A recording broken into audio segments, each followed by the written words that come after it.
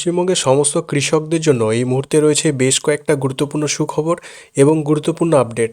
রাজ্যে নতুন সরকার গঠিত হওয়ার পর আগের যে সমস্ত সরকারি প্রকল্পগুলো চালু ছিল এবং কৃষক বন্ধু প্রকল্প কিংবা বাংলা শস্য বীমা যোজনার মতো প্রকল্প, সেগুলি কি আদৌ বন্ধ হয়ে যাচ্ছে, নাকি এই প্রকল্পগুলির নাম পরিবর্তন করে নতুন কোনো ফর্ম ফিল আপ করতে হচ্ছে? সবচেয়ে বড় প্রশ্ন হলো এবার কৃষকদের ব্যাংক অ্যাকাউন্টে টাকা কবে ঢুকবে? আর তার থেকেও বড় খবর, এবার রাজ্য জুড়ে যে বড়সড় সরকারি ভেরিফিকেশন বা স্ক্রুটিনি শুরু হচ্ছে, তাতে বহু কৃষকের নাম তালিকা থেকে বাদ দেওয়া হচ্ছে।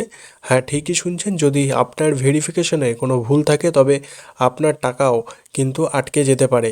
আজকের এই ভিডিওতে আমরা একদম বিস্তারিতভাবে আলোচনা করব কৃষক বন্ধু ও পিএম কিষাণ যোজনার পরবর্তী টাকা আপনার ব্যাংক অ্যাকাউন্টে কবে ঢুকবে, ভেরিফিকেশন ঠিক কাদের নাম বাদ যাচ্ছে বা কী প্রবলেম থাকলে আপনার নাম বাদ যাচ্ছে, কেন্দ্রীয় এবং রাজ্য সরকারের কোন কোন নতুন প্রকল্প রাজ্যে চালু হতে চলেছে এবং আপনার টাকা সুরক্ষিত রাখতে ব্যাংক অ্যাকাউন্টের সাথে কোন কাজটি আপনাকে অতি অবশ্যই করতে হবে।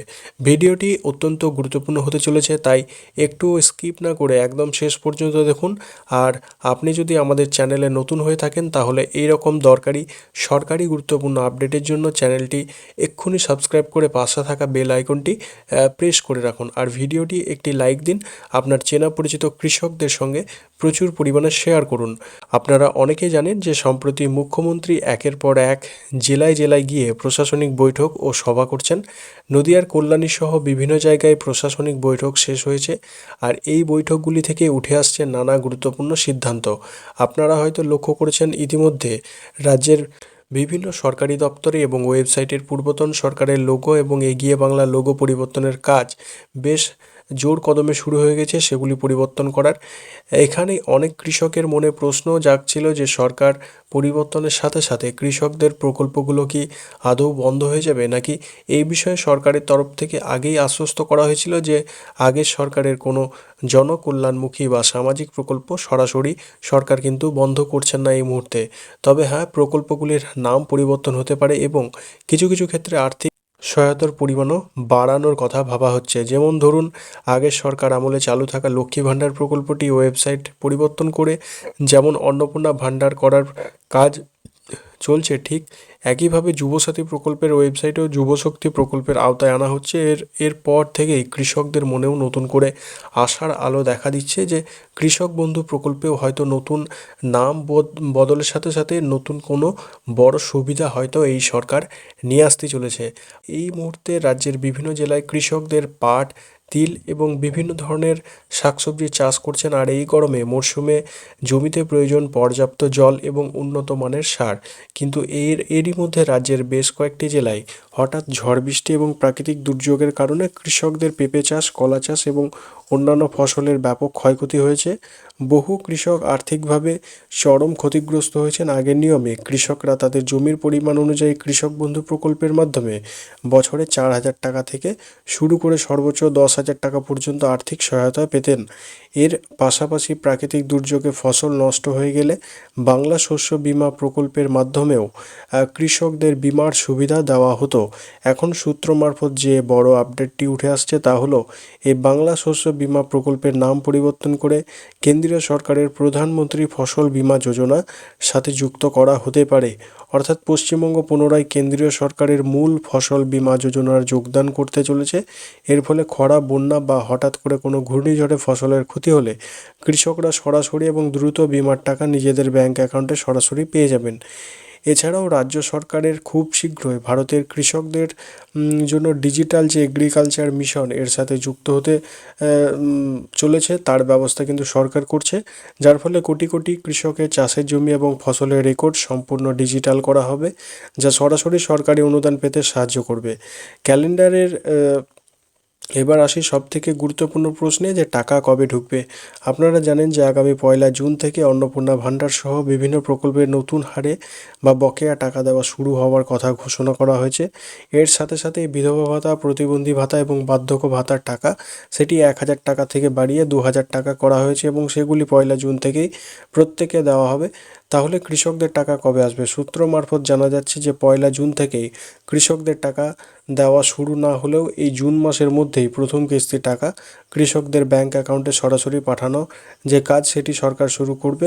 সাধারণত খরিফ মরশুমের জন্য এপ্রিল থেকে সেপ্টেম্বরের মধ্যেই এই প্রথম কিস্তির টাকা দেওয়া হয়ে থাকে। অন্যদিকে যদি আমরা প্রধানমন্ত্রী কৃষক সম্মান নিধি অর্থাৎ পিএম কিষাণ যোজনার কথা বলি, তবে এর 22তম কিস্তির টাকা গত মার্চ মাসে দেওয়া হয়েছিল। সেই নিয়ম অনুযায়ী পিএম কিষাণে পরবর্তী অর্থাৎ 23তম কিস্তির টাকা আগামী জুন মাসের শেষ সপ্তাহে অর্থাৎ অথবা জুলাই মাসের শুরুতে কিন্তু কৃষকদের ব্যাংক অ্যাকাউন্টে জমা করা হবে। এখানে আরও একটি দুর্দান্ত খবর আপনাদের জানিয়ে রাখি যে নির্বাচনের আগে প্রতিশ্রুতি দেওয়া হয়েছিল যে বাংলায় ডবল ইঞ্জিন সরকার হলে পিএম কিষাণের বার্ষিক টাকার পরিমাণ 6,000 থেকে বাড়িয়ে 9,000 টাকা করা হবে।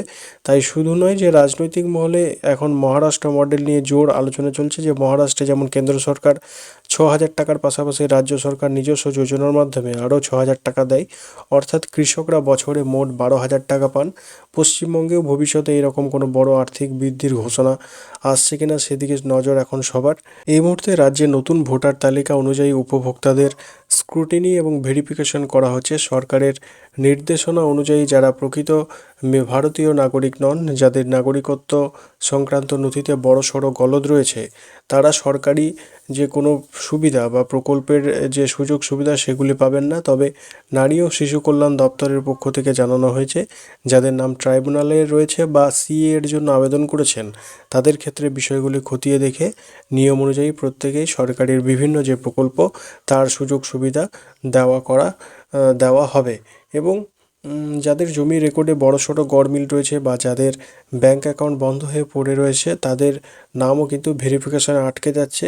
তাই এই বিষয়গুলি প্রত্যেকে ঠিক করুন। এখন অনেকে প্রশ্ন করবেন আমাদের কি নতুন করে আবার আবেদন করতে হবে? উত্তর হলো যারা পুরনো উপভোক্তা অর্থাৎ যারা আগে এই কৃষক বন্ধুর টাকা পাচ্ছিলেন তাদের পুরনো তথ্য ব্যবহার করেই নতুন সিস্টেমে টাকা পাঠানো হবে। তাই পুরনো কৃষকদের নতুন করে আর কোনো আবেদন করার প্রয়োজন নেই। তবে হ্যাঁ, যারা একদম নতুন কৃষক তাদের নতুন করে আবেদন করতে হবে। তাদের জন্য অনলাইন এবং অফলাইন এই দুইভাবেই কিন্তু আবেদনের সুযোগ খুব শীঘ্রই পোর্টালগুলিতে সরকারিভাবে ঘোষণা করা হবে।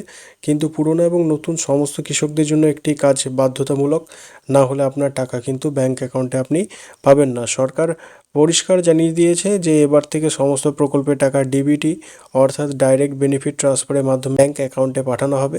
অনেকেরই একাধিক ব্যাংক অ্যাকাউন্ট থাকে এবং বিভিন্ন প্রকল্পের টাকা আলাদা আলাদা অ্যাকাউন্টে আসে, কিন্তু এখন থেকে নিয়ম হলো আপনার আধার কার্ডের সাথে যে ব্যাংক অ্যাকাউন্টটি বা ডিবিটি এনপিসিআই ম্যাপিং করা থাকবে টাকা ঠিক সেই অ্যাকাউন্টেই ঢুকবে। যদি আপনার কোনো অ্যাকাউন্টে ডিবিটি লিঙ্ক না থাকে তবে দ্রুত ব্যাংকে গিয়ে আপনার আধার সিডিং বা ডিবিটি চালু করার যে ফর্ম সেটি ফিল আপ করুন। আপনি চাইলে এনপিসিআইয়ের অফিসিয়াল ওয়েবসাইট থেকে গিয়েও কিন্তু সেটি চেক করে নিতে পারেন এবং কোন ব্যাংকের সাথে ডিবিটি লিঙ্ক হয়ে আছে সেটিও আপনি এখানে দেখতে পাবেন। আর যদি লিঙ্ক পরিবর্তন করতে চান তাহলে কিন্তু আপনারা ব্যাংকে গিয়েও করতে পারেন।